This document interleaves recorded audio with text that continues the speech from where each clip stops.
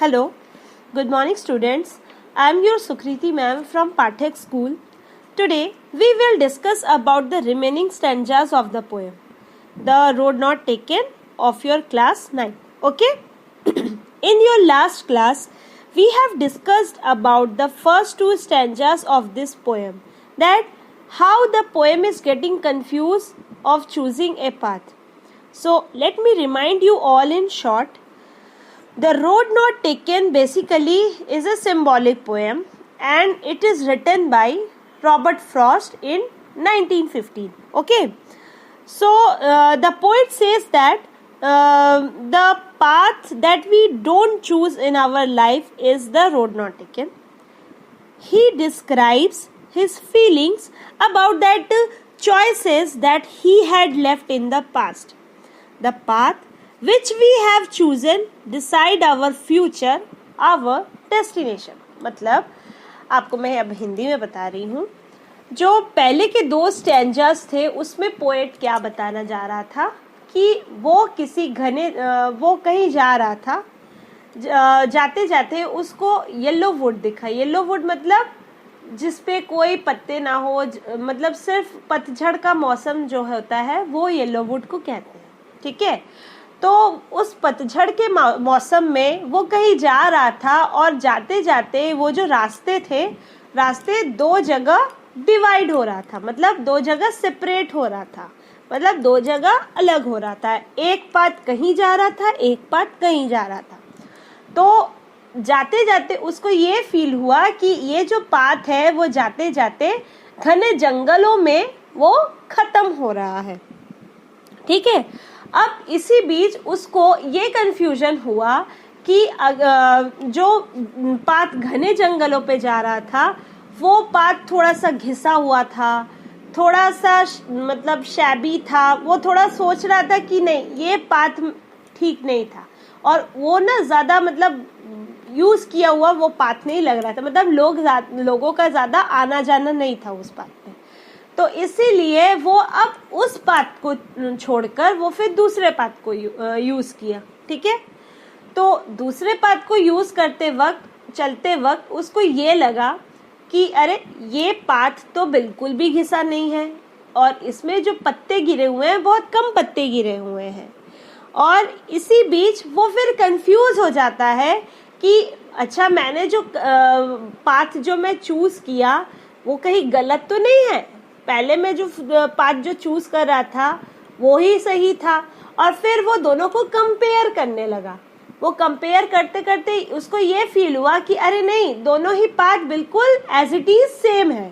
ठीक है.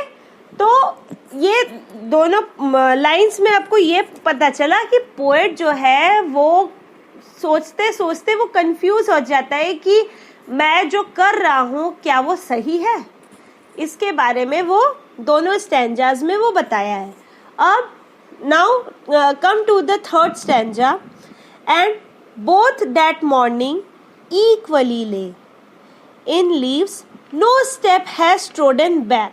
ओह, I kept the first for another day yet knowing how well it's on the way I doubted if I should ever come back.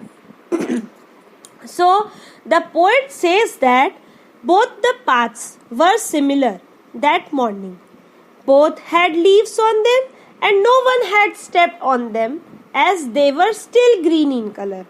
मतलब poet ये कहना चाहता है कि जो दोनों ही रास्ते हैं वो एकदम बिल्कुल सिमिलर दिख रहे हैं उस सुबह. ठीक है. और दोनों ही में पत्ते गिरे हुए हैं और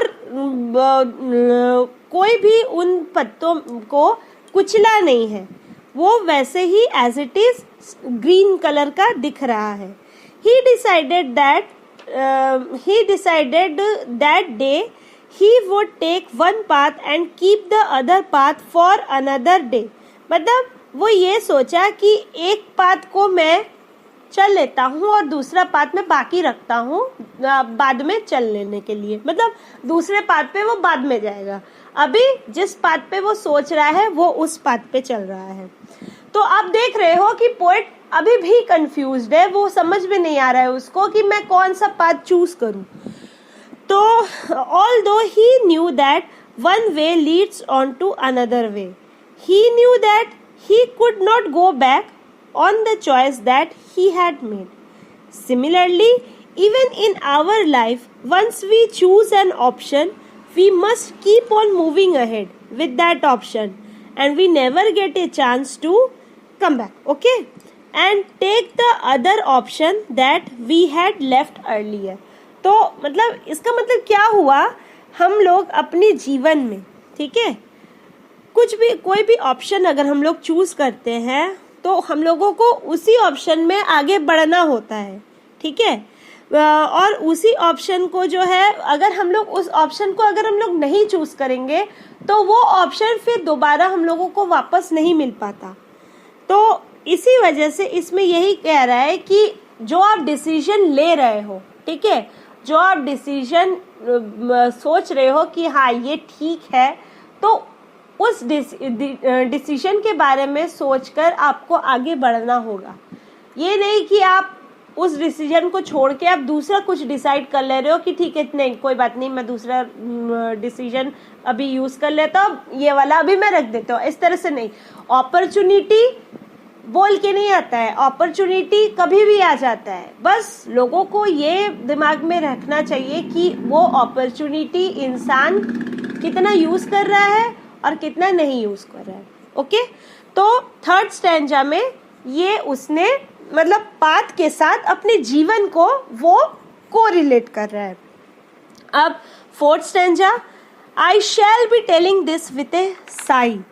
Somewhere ages hence, two roads diverged in a wood, and I took the one less traveled by, and then has made all the differences. Okay, so in the fourth stanza, he says that in the future he will take a deep breath, and say that once upon a time he had reached such a point in life that there were two options for him, and he travelled on that road which had been travelled, ठीक है, upon by lesser number of people. That decision of his decided his future. Similarly, in future where you grow up, जहाँ मतलब future में जहाँ आप पैदा हो रहे हो, then you will say that once upon a time where when you were young, you had two options. The choice that you made, you became of it. This is a very strong message for you all students, that you should be wise and careful while making choices out of the option that you have in your life, because your future already depends on the choices that you make today. ठीक है, तो ये आपका fourth stanza मैंने English में आपको समझा दिया. तो इसमें क्या है, इसमें पोएट जो है वो आहें भरते हुए वो ये सोच रहा है, मतलब एजेस और मतलब सोचते सोचते वो ये सोच रहा है कि द टू रोड डाइवर्ज्ड, मतलब दोनों ही रोड जो है वो अलग हो रहे हैं येलो वुड के अंदर. And I took one less travelled by, और उसने क्या किया, उसने वो पाथ चूज किया जो कि लोगों मतलब जहाँ पे लोगों का कम आना जाना था, ठीक है, तो वो पाथ चूज किया. And that has made all the differences. और उस पाथ को चूज करते करते उसने ये सोचा कि नहीं, ये जो पाथ है उसके जीवन में एक डिफरेंस ले आया, ये जो पाथ है उसके जीवन में एक नया परिवर्तन ले आया. ठीक है, so that's all about the full poem the road not taken. So you have to create a summary of this poem, The Road Not Taken, in a very short